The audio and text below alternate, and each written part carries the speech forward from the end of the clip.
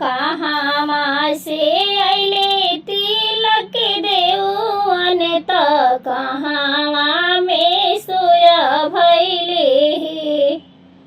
कहाँ से अइले तिलक देउअन त कहाँ में सुर भैले। कौन दुल्हा के चढ़ेला तिलकवा कौन पापा खुशिया में झूमे है। कौन दुल्हा के चढ़ेला तिलकवा कौन पापा खुशिया में झूमे है।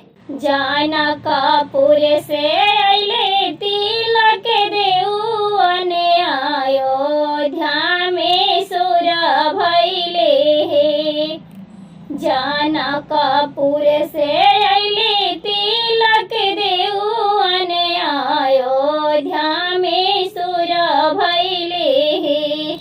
श्री राम दुल्हा के चढ़ेला तिलकवा दशरथ पापा खुशिया में झूमे है। श्री राम दुल्हा के चढ़ेला तिलकवा दशरथ पापा खुशिया में झूमे है।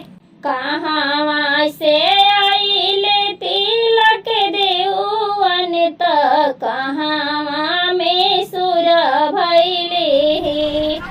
कौन दुल्हा के चढ़ेला तिलकवा कौन पापा खुशिया में झूमे है। कौन दुल्हा के चढ़ेला तिलकवा कौन पापा खुशिया में झूमे